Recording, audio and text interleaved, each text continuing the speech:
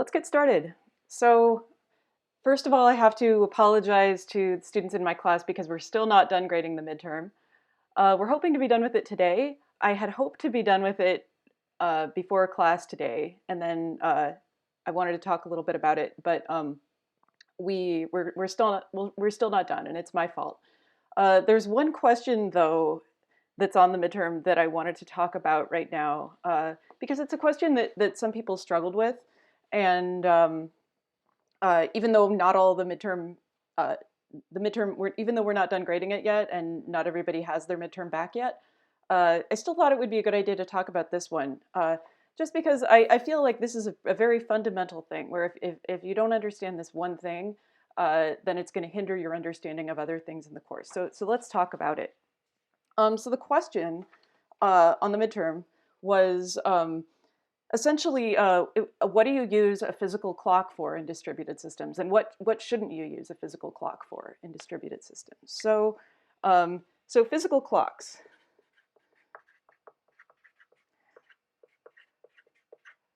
What are and aren't they good for in distributed systems?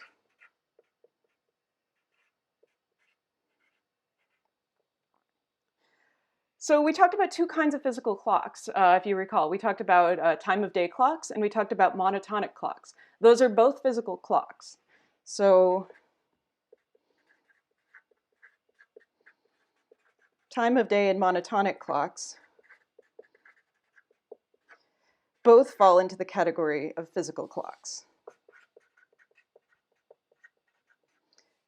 as opposed to logical clocks. And so we made a little sort of grid, or we could make a grid of what these two different kinds of clocks are good for. So if we say time of day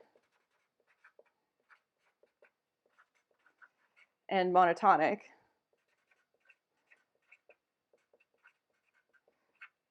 here, and then say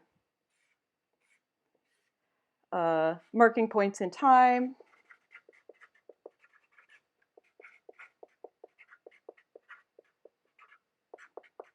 here, and durations, or intervals of time.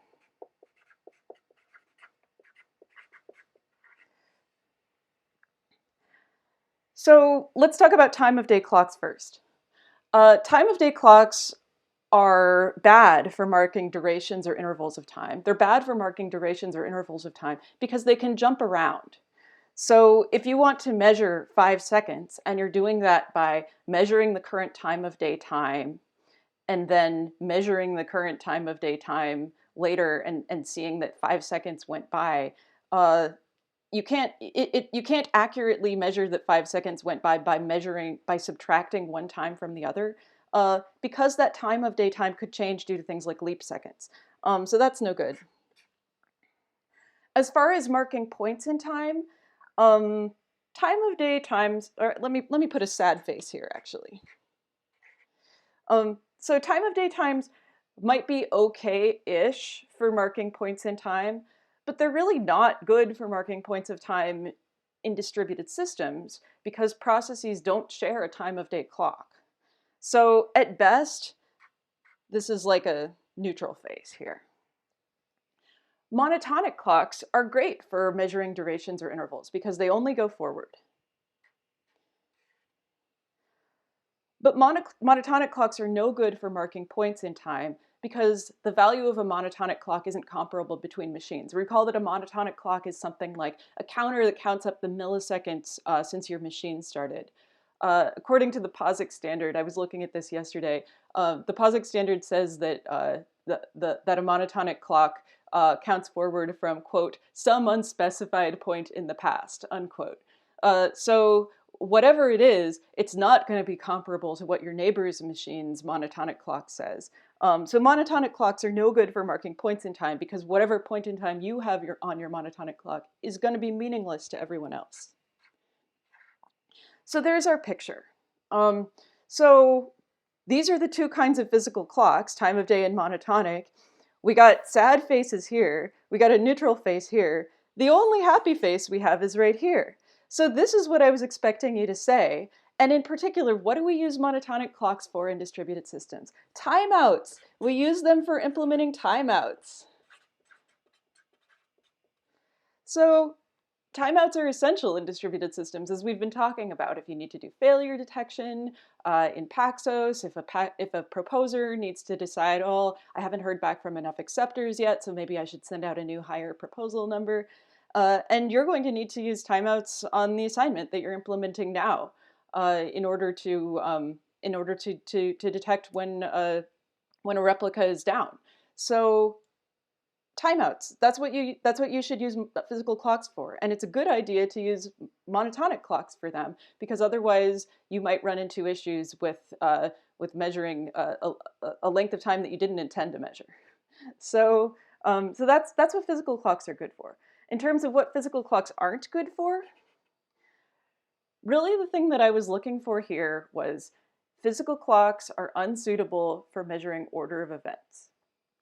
If you had something about how physical clocks are not suitable for measuring order of events, that's like, if you take one thing away from this class, if you remember one thing, remember that it's a bad idea to use physical clocks for measuring order of events. Why? Well, if you look at so how would you measure order of events? Well, you would do it by trying to mark points in time and then comparing them, right? But then when you look at those marked points in time and you try to compare them, you shouldn't use time of day clocks for it, because what one clock thinks, or what one process thinks is a particular time, might be different from what another process thinks. And then monotonic clocks aren't comparable at all between processes, so those are going to be meaningless for comparisons. So physical clocks are no good for order of events, because in order to determine order of events, you have to mark points in time, and physical clocks aren't good for that in distributed systems. Now, some people answered this question when I asked, what are physical clocks good for in distributed systems? Some of you said something like, well, they're good if you only have one machine. Okay, but that wouldn't be a distributed system. So that wasn't really what I was going for there. I gave a lot of partial credit on this one, so I gave partial credit if you said something like, first of all, if you made this point about how physical clocks aren't suitable for determining order of events, then I automatically gave you half the credit there, even if everything else you said was garbage on this question, because that one point is the one thing that I most want people to take away from this class. But yeah, I was really looking for people to mention timeouts, and then if you happen to mention, or if you happen to explain why time of day clocks aren't great for timeouts, then I would give some credit for that as well. But yeah, that's what I was going for on this question. And I think a lot of people missed this. Maybe it was just because it was so long ago, because we covered this at the very beginning of the class. But come talk to me if you have any questions about what I just said. I don't want to talk about the exam anymore today, because we have a lot of other stuff to talk about, and as I mentioned, we're still not done grading it, sorry. But let's move on and talk about the actual content for today. But hopefully we'll have the rest of the exams finished grading soon, and then please come talk to any of us. So unfortunately, we don't have time to give detailed feedback on every question on every exam. I tried to give detailed feedback on a couple of them. Some other people did too, but if we did give detailed feedback on every question, which it's an exam of mostly essay questions, then it would have been, then you'd be waiting a lot longer to get your exam back if that were the case. So unfortunately, we just don't have the bandwidth in a course this size. But you should come talk to us if you have questions about a particular problem on the exam. All right, so let's go back to talking about Paxos. So in our first lecture on Paxos, we looked at a sort of easy, happy run of Paxos. And then last time we started to talk about some cases where more interesting things could happen.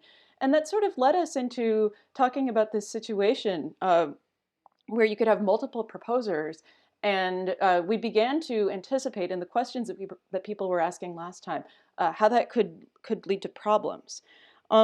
So if you recall, we talked about the three properties that consensus algorithms try to satisfy. Somebody want to remind me what those three properties are that consensus algorithms try to satisfy?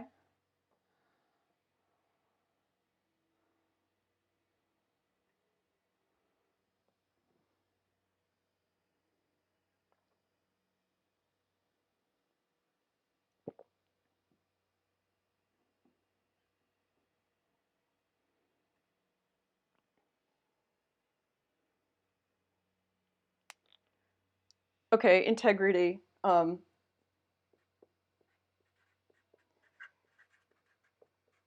Also known as validity.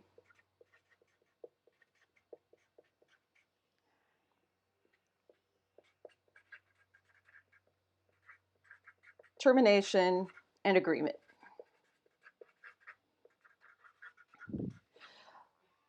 So what does validity or integrity say? It says the agreed upon value has to be one of the proposed values.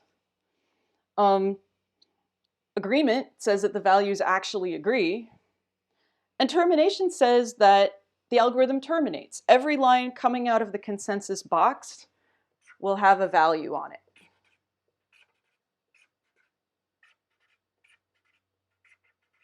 So which of these properties did we say Paxos compromises on? Because every consensus algorithm has to compromise on one of them at least. So which one does Paxos not satisfy?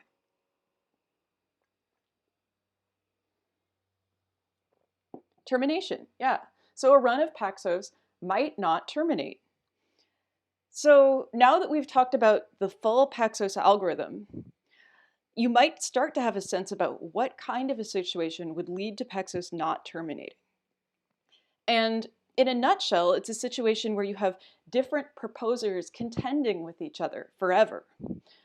So for example, here's something that could happen. So we have, let's say, two proposers, P1 and P2, and three acceptors, like before. And we'll say that things start out the same as they did before, with P1 going first.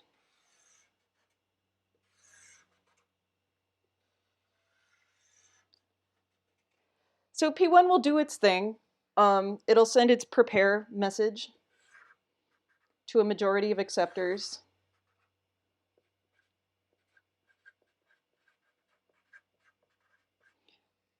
It'll hear back with promises. So these are both promise 5.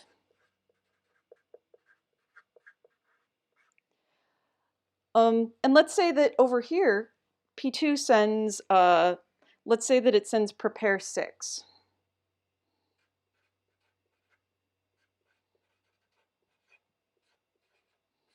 Let's say that it sends it to A2 and A3.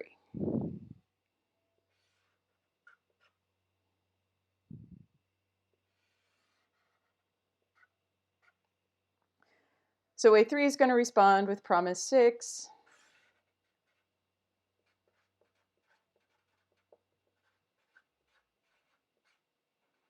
And so is A2.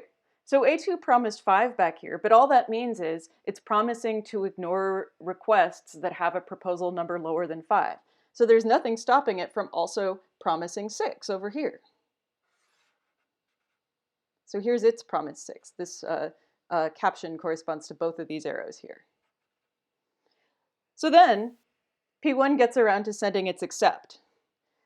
So it's going to send an accept message. With the proposal number and then whatever value it is that it's trying to propose.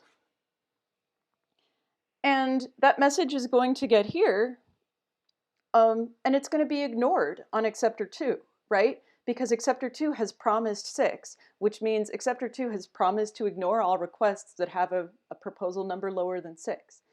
Now, A1 didn't promise 6, so A1 will accept.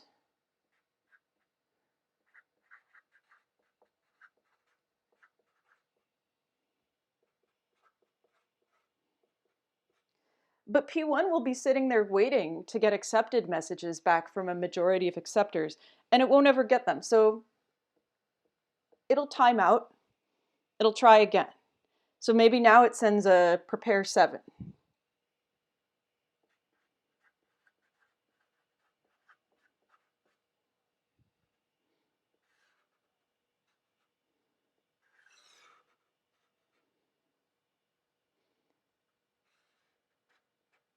And both of the acceptors respond with a promise.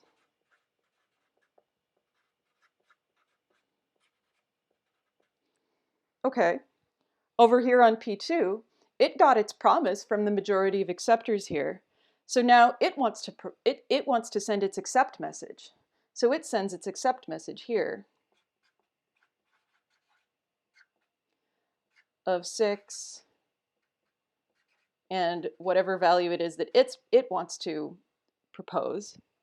So it sends that out. A3 will accept.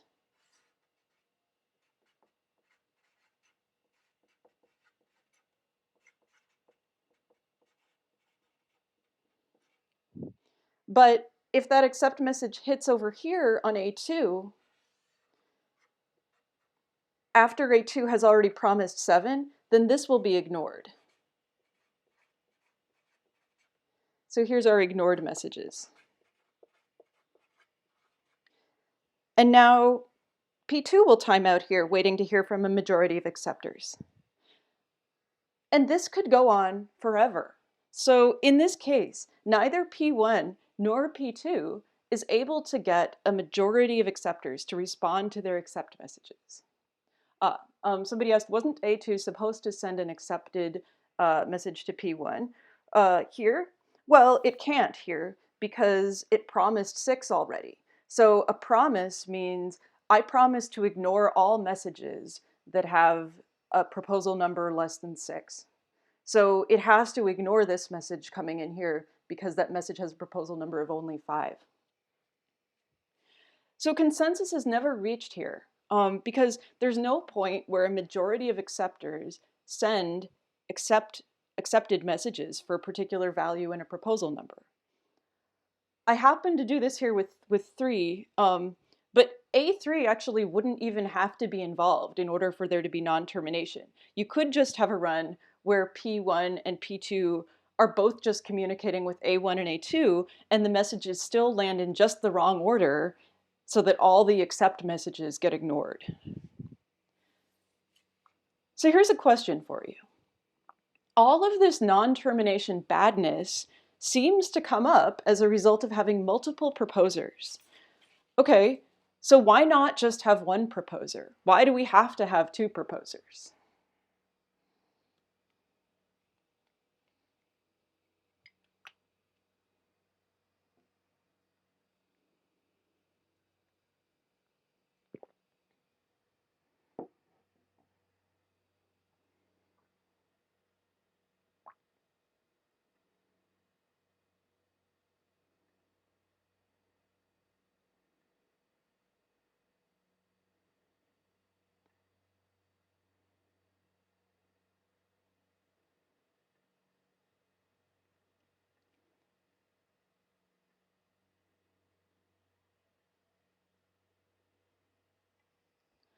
Well, okay, so one reason is fault tolerance, right? What if the proposer fails? You don't want the only proposer to die. But I think there's even another reason. So let's just say, for the sake of argument, that we aren't worried about data loss when the one proposer dies, because we'll say that it somehow writes everything that it does to stable storage. So if it dies and it's the only proposer, then the only issue then is picking a node to take over for it. Well, that's a leader election problem. And leader election requires consensus.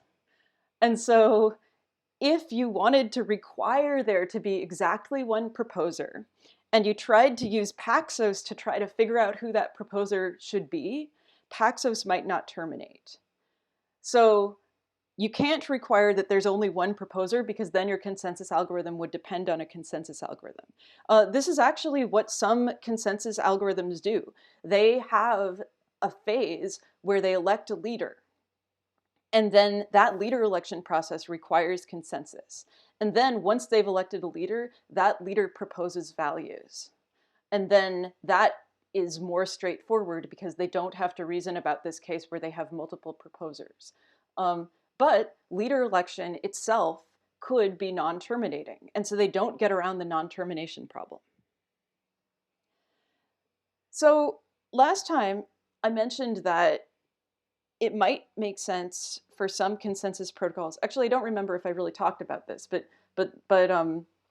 let's talk about it. So if consensus protocols have to pick 2 out of these 3 properties of termination, agreement, and validity, and we've been choosing agreement and validity and saying, okay, termination's out the window.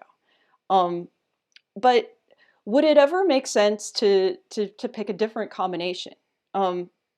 So what about if you throw agreement out the window? So agreement, recall, is the property that of the 3 lines coming out of the consensus box, they all actually have to have the same value on them.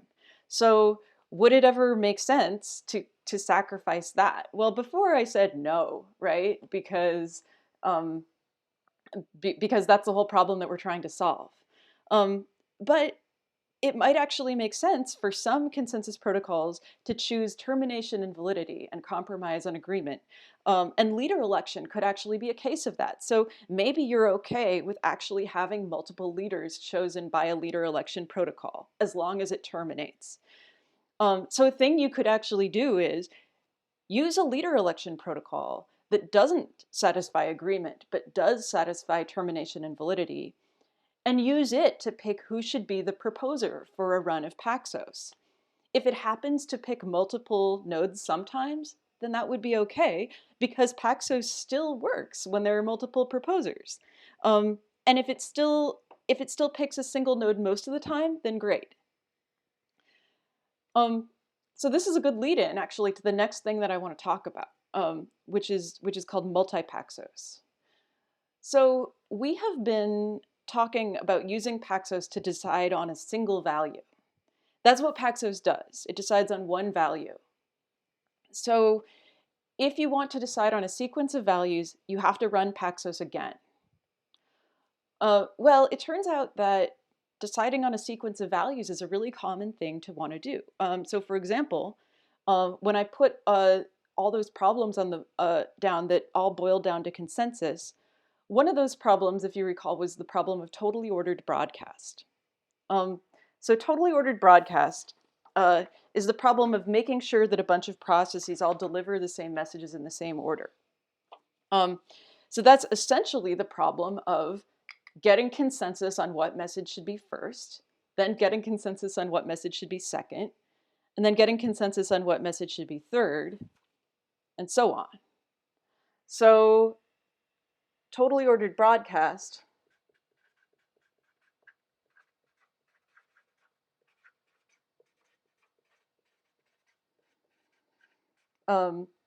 boils down to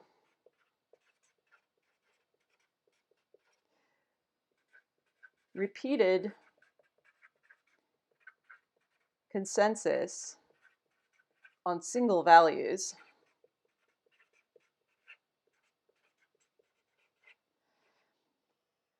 Does anybody see any problem with that?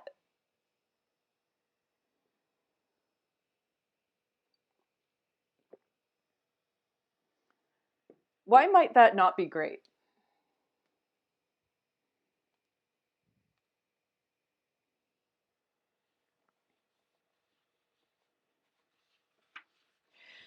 Seems very repetitive and non-efficient. Yeah, it could be really slow, right? Because even in the best case, Paxos takes a lot of messages, right? Remember what the best case looks like for Paxos. In the best case, you've got a proposer and some acceptors, and you've got a prepare and a promise and an accept and an accepted, all just to decide on one value. So that's the best case, where no process crashes, no proposers are competing with each other, and you have the smallest majority in every case, it still takes 2 round trips with the acceptors. So that's slow. Is there anything that could be done to make it faster so that if we have to get consensus on many values, we don't have to do the 2 round trips to the acceptors every time? Well, it turns out that once you've done a full run of the protocol like this is a full run of Paxos. With both this phase up here, this is the prepare promise phase, and then this phase down here, this is the accepted phase. Once you've done that, now you have a majority of acceptors on board with you. And you can just keep on doing accept and accepted phases with that single proposer, as long as the proposer doesn't crash. So you can keep on doing accept messages with the same proposal number, actually. And if you want the accept messages to be distinctly numbered, you can throw in another sequence number that would get incremented. So it might look like this.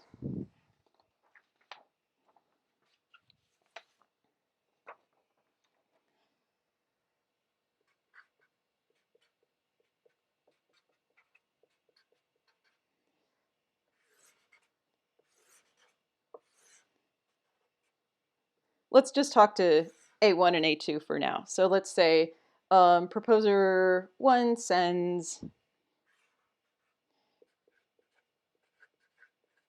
prepare N and gets back promise N.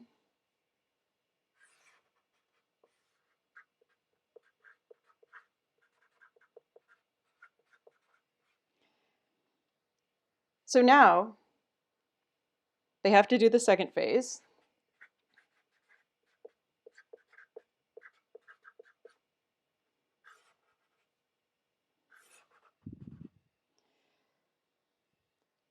And let's stick actually another sequence number in there. So nval1.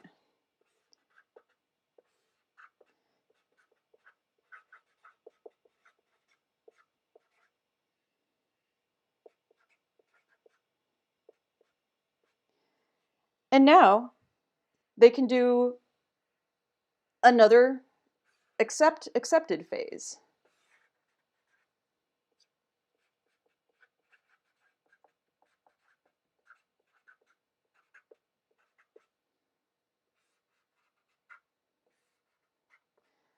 So this is all an initial full run of Paxos.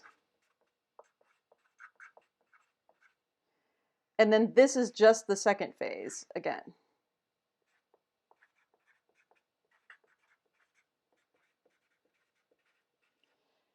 And then they can keep doing that second phase.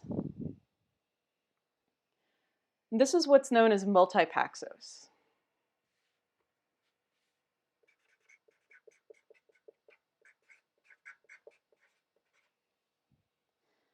It turns out that this is safe to do. So if some other process comes along, some other proposer comes along and decides that they ought to be in charge, and they start sending proposals that are numbered higher than N, because we're still using N here, and they manage to get a quorum of acceptors, then if that happens, then one of my accept messages will be ignored, and I'll time out, and I'll have to start over again with a prepare message and a new proposal number, and it'll gracefully degrade to just being regular Paxos instead of Multi-Paxos. But we expect that to happen rarely.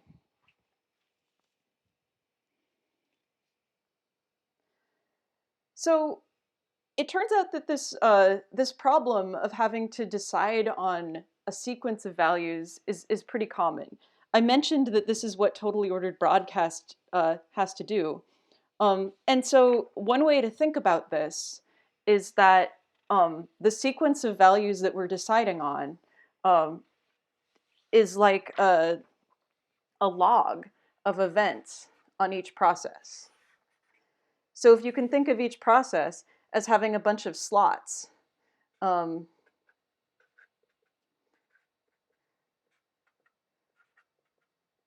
in which events should go.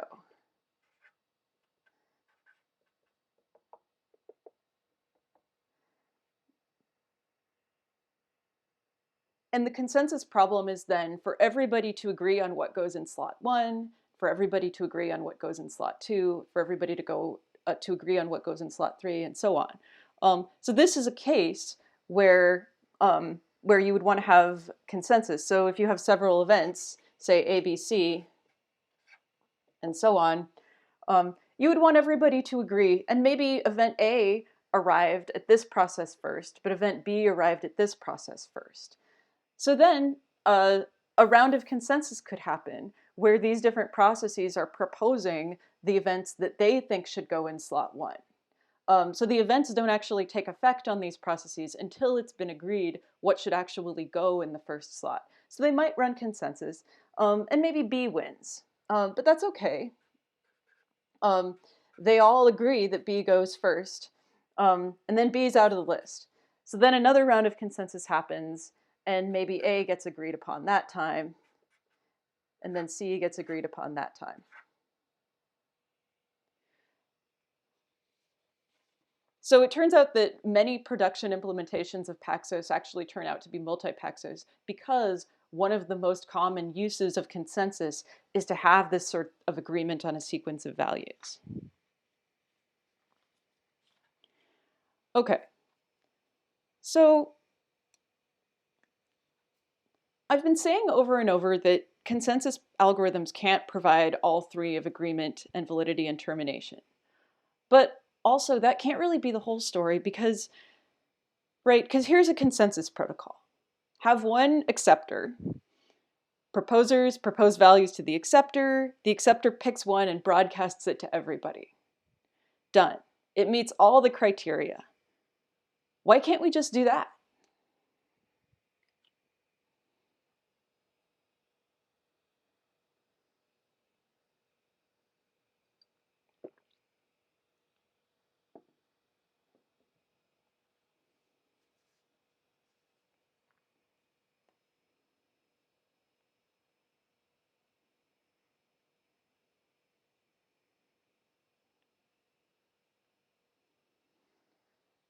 Yeah, the acceptor might crash, right?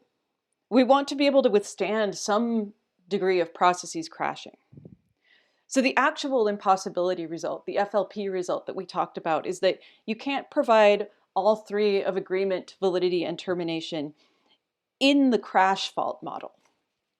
So if you need to be tolerant of processes crashing, then you can't do it that way.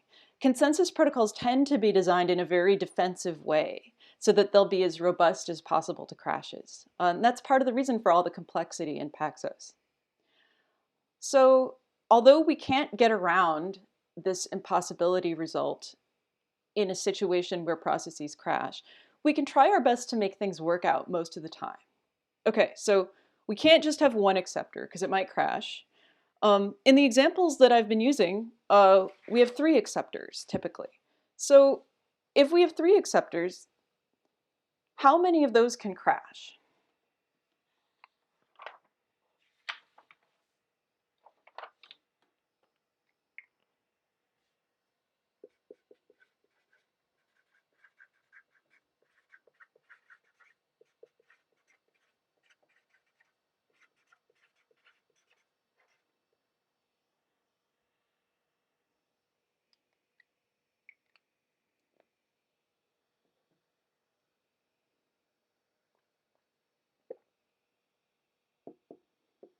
If I've got three, and I still want my run of Paxos to work, will it still work in a situation where an acceptor crashes? Could it still work?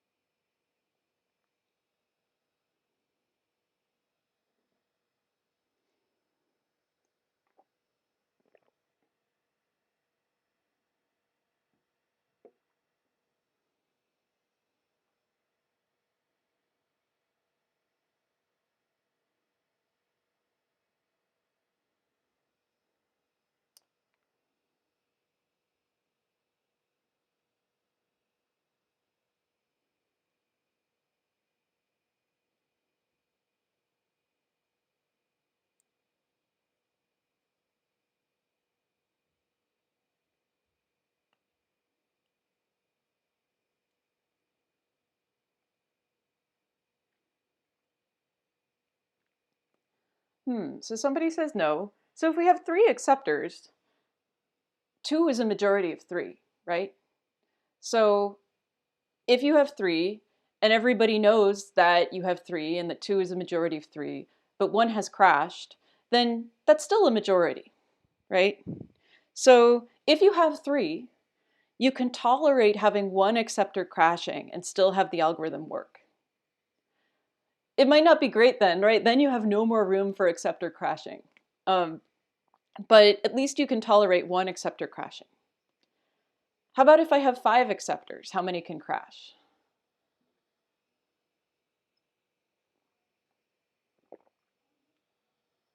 Then 2 can crash, right?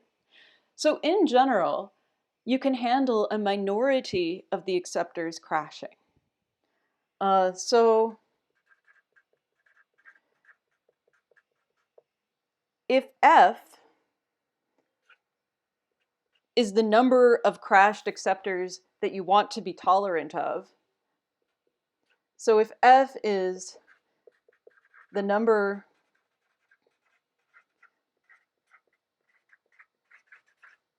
of acceptor failures you want to tolerate,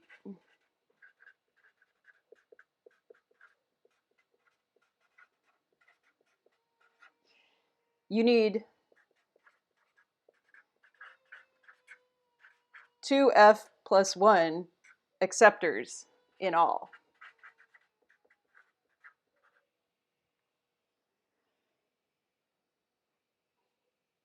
What about proposers? How many proposers can crash?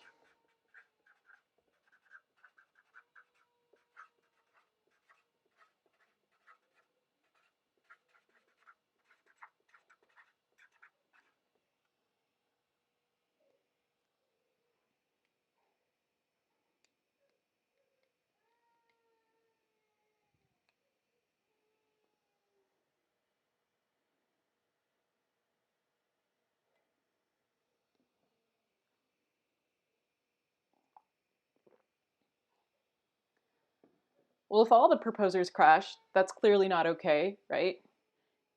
Can't really complete a run of Paxos if we don't have any proposers. But it's fine to have just 1, right? So all but 1, right? So again, if F is the number of failures that I want to tolerate, I should have F plus 1 proposers.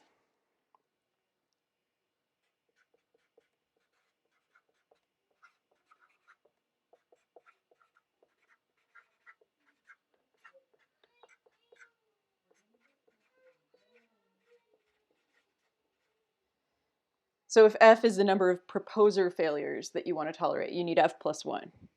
So these numbers, 2F plus 1 and F plus 1, you might hear thrown around a lot when people are discussing Paxos. So that's what they mean. So that's how Paxos tolerates, or that's the degree to which it tolerates crash faults. That's not bad. It's reasonably tolerant of crash faults. Okay, what about omission faults? How does Paxos do under omission faults? If I lose a message here and there during a run of Paxos, what could go wrong? Well, maybe nothing, right? So for instance, if I send a prepare message to all acceptors, I only need to hear back from a majority of them. We talked about this before. So things could still work fine if the message gets lost on the way to 1 out of 3 acceptors, if there are 3, right? Okay.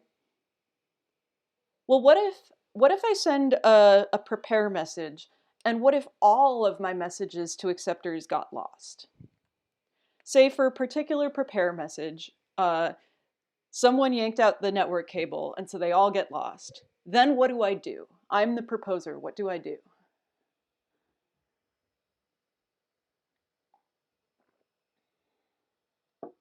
Now, I don't know that the messages got lost, right? All I know is that I haven't heard back from a majority of acceptors with a promise. So if I don't hear back after a while, I'll time out, right? And I can just send another one with a higher proposal number.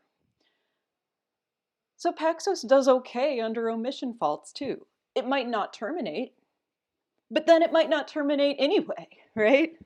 So Paxos actually does okay under omission faults. Now, if all messages are lost, right, then nothing will happen. It might not terminate. But as we've seen, even in a case where no messages are lost, it might not terminate because we could have the dueling proposers problem. So its behavior under omission faults could still be fine. Questions about this? Any questions about this?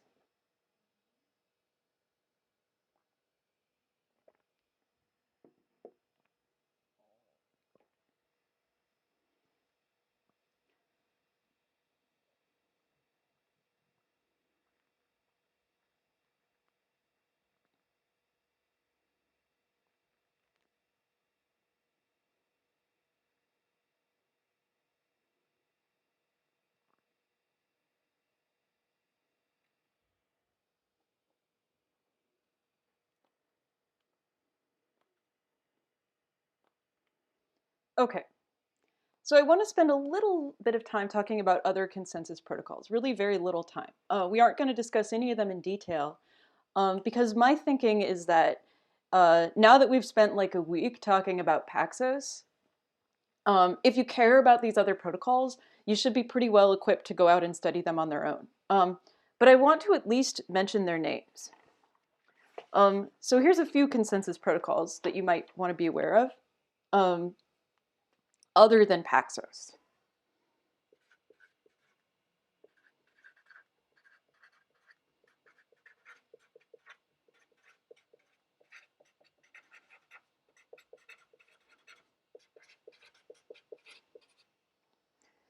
So one of them is called Viewstamped Replication.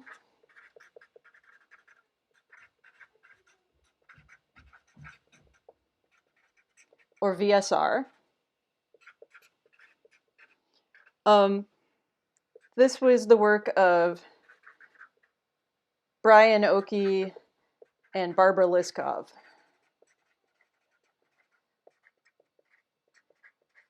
In 1988.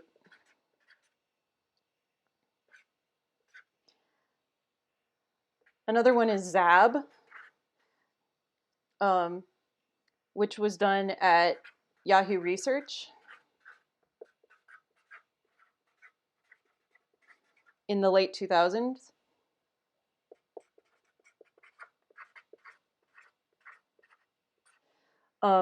ZAB stands for Zookeeper Atomic Broadcast, and it was part of a system, is part of a system called Zookeeper.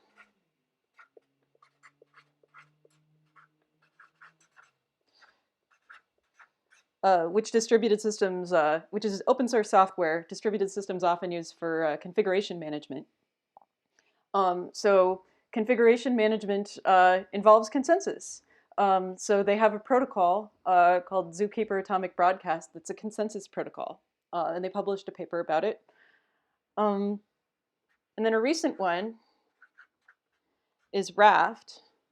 This was work done by Diego Ongaro and John Oosterhout at Stanford.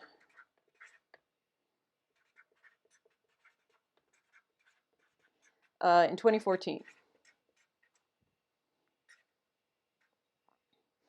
So Raft's gotten a lot of press. So I graduated from grad school in 2015, and Raft was all the rage during the end of my time in grad school. I gave a talk at Recon in 2013, and Diego was there giving a talk, and it was extremely well attended. So Raft is, the whole point of Raft is understandability. And the Raft paper is extremely well written, clearly written. So I recommend Raft, not so much because it's a novel consensus protocol, because I would argue that it's not, but rather that it's extremely well explained consensus protocol. So interestingly, what all of these have in common, VSR, ZAB, and Raft, is that they're all for achieving consensus on a sequence of values rather than just one. So they're more like Multi-Paxos. They all Also, as far as I understand it, they all bake in leader election as a fundamental part of the protocol. So recall that I mentioned one way to do a consensus protocol would be to first have leader election to decide on who the proposer should be, and then have that proposer do all the proposing and then avoid the problem of dueling proposers because you would only have one.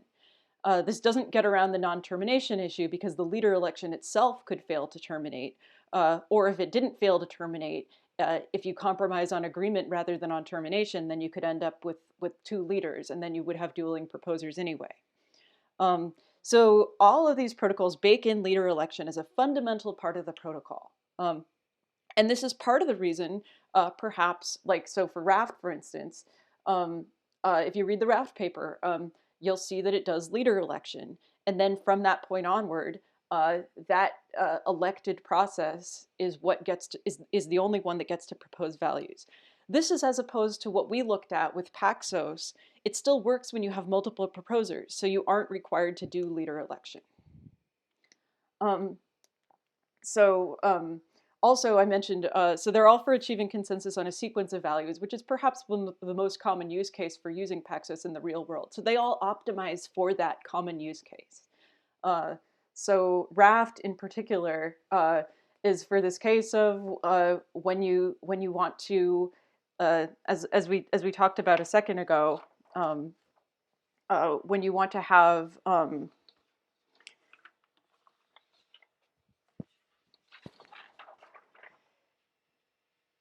this sequence agree between every process.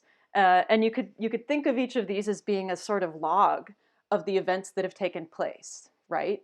So as far as I know, that's why it's called Raft, because it's for keeping the logs together, if you will. All right, so there's a nice paper that compares and contrasts different consensus protocols, which I recommend. It's called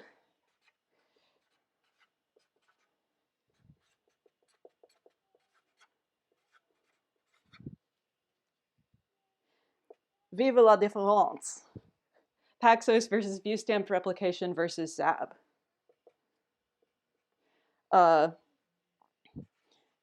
This is by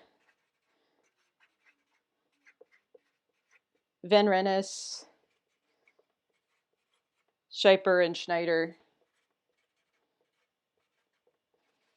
from 2014. There's a really nice picture in this paper, or a really nice figure that contrasts the terminology that all of these different protocols use. So they all have their own terminology for the same things, essentially. And this paper has a sort of Rosetta Stone that that puts all those pieces of terminology next to each other and tells you what they mean. So as always, you're not expected to read random papers that I mention in class. The only ones that I expect you to read are the ones that I actually assign as homework. But this might be a good one to look at if you care about knowing the differences between consensus protocols. All right. That about wraps up what I have to say about Paxos and consensus protocols. So let's do a quiz. And then we'll, in the last little bit of time we have, we'll move on to talk about something else.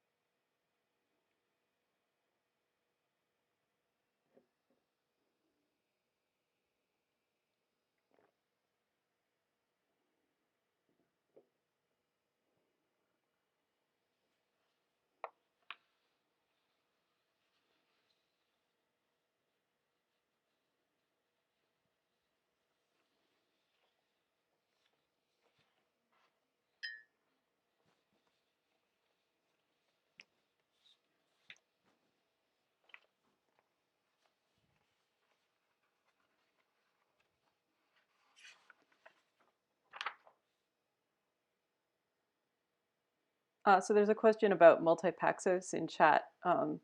So here's our Multi-Paxos picture again. Um, so somebody asked about this number right here. No, this is not the. Somebody asked if this was the phase number. This isn't the phase number. This would be like a sequence number. So for Multi-Paxos, since we're deciding on a sequence of values, you have to know which value in the sequence you're deciding on. So if it's like this situation, where you're trying to do totally ordered broadcast and you're trying to decide, okay, which event should go in slot 1 and which event should go in slot 2 and which event should go in slot 3, then you need to know for a given decision, which slot am I deciding on right now? And these could come out of order, right? It's possible that you achieve consensus on slot 2 before you achieve consensus on slot 1. So that's what this number is here. It's which of the things that in the sequence that you're supposed to be deciding on are you currently deciding on?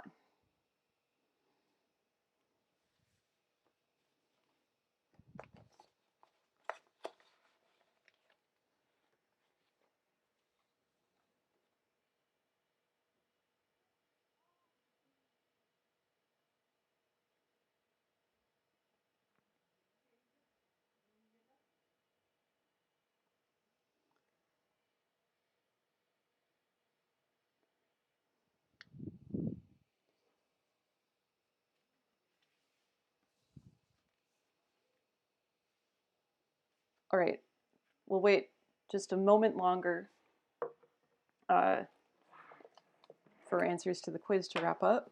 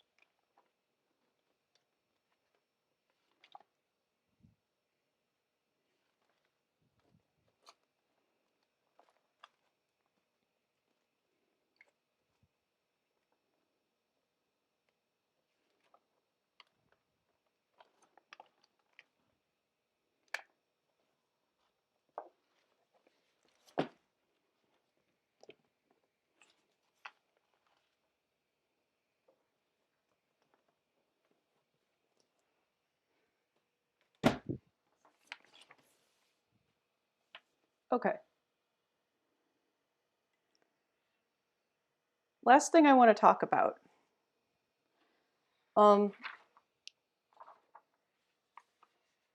So this the last thing I want to talk about today is something called active and passive replication.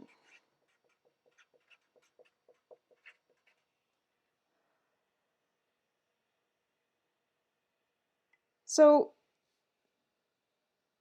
some people get confused and they'll say things like primary backup replication is active replication. And this isn't necessarily true. So in fact, we could, let me define what they are first, and then we'll and then we'll come back and talk about how the replication strategies that we've talked about fit into these categories. So what is active replication? Active replication is when you actually execute an operation on every replica where you want it to take effect.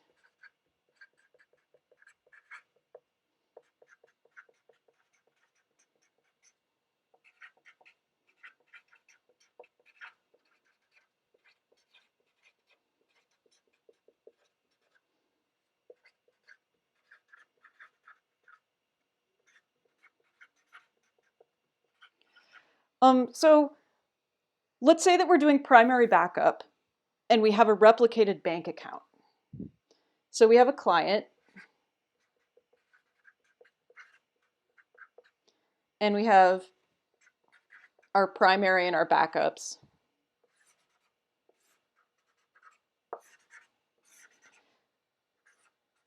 So the client, say, deposits $50. The primary broadcasts that out. Whoops, that should go there. The backups respond to the primary, and the primary acknowledges the client. So you could do this in a couple of ways. You could have the operation that deposits $50 actually get sent to all the replicas and executed on them. So you could have this message that gets sent out be deposit $50. Alternatively, you could do this. Let's say that the primary's original balance was $0, or let's say that everybody's original balance was $0. Or to make it more interesting, let's say the original balance is $20. Then the primary could do this. It could execute the deposit against itself, not commit it yet, but then send out a message to everybody else saying,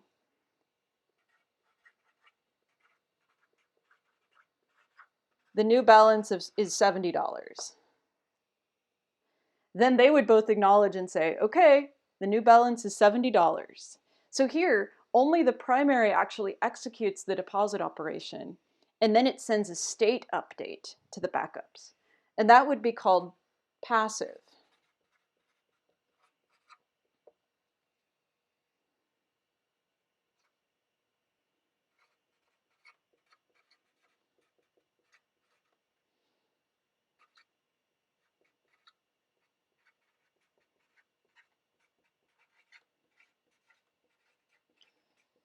So in passive replication, one replica executes operations and sends state updates to the others.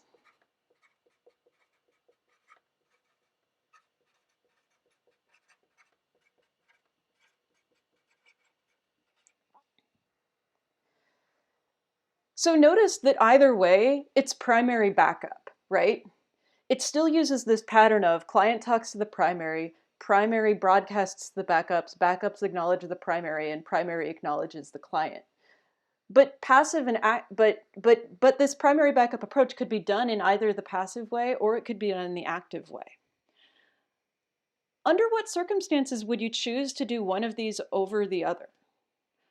For example, when do you think that active replication would be better?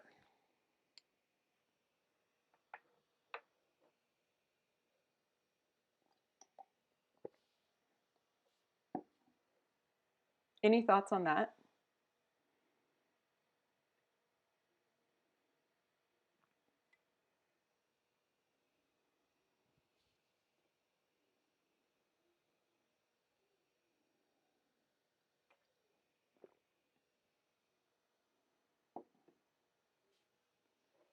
The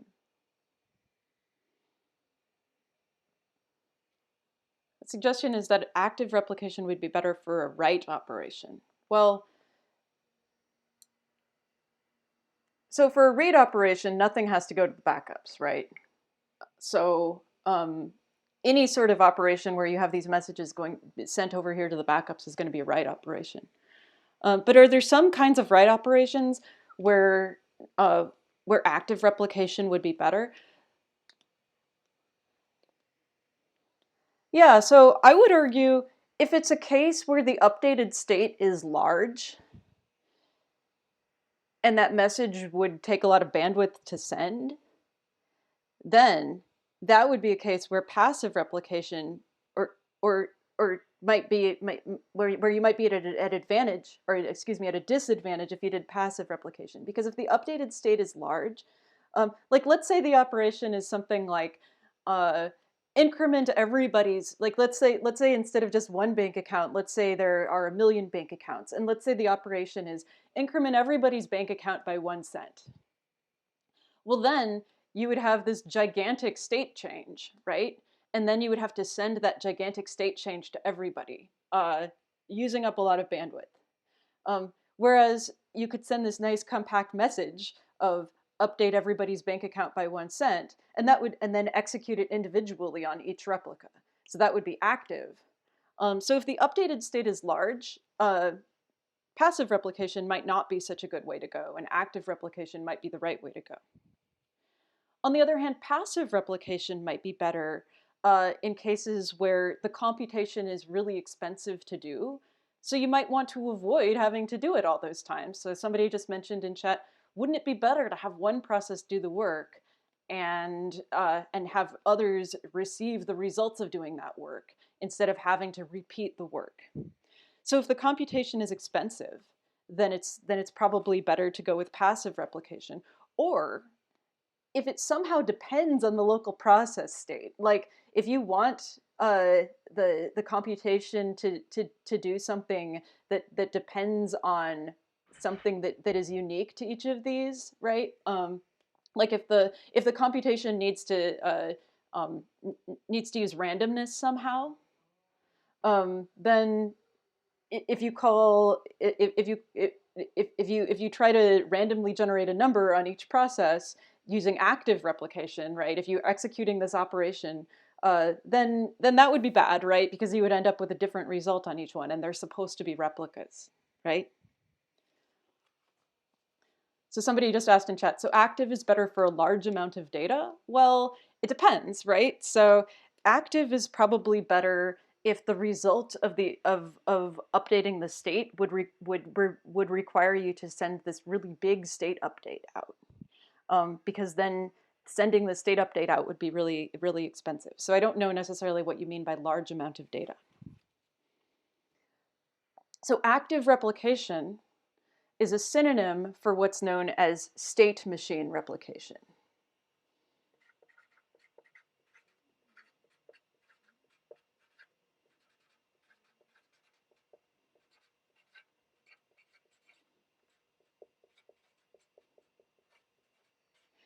The idea of state machine replication is that you have a bunch of replicas that all need to have the same operations executed on them in the same order, and therefore they go through the same sequence of states. You could accomplish this using primary backup or chain replication with an active replication approach. Or you could run a consensus protocol that decides on a sequence of values, like Multi-Paxos. Every update that gets sent by the client needs to get slotted into that list of updates to do. So you run your consensus protocol once for every slot. Or if you like, you run the consensus protocol once for each operation to decide which slot it goes in. That's state machine replication. But active replication of any kind is also state machine replication. They're synonyms. All right, that's it for today.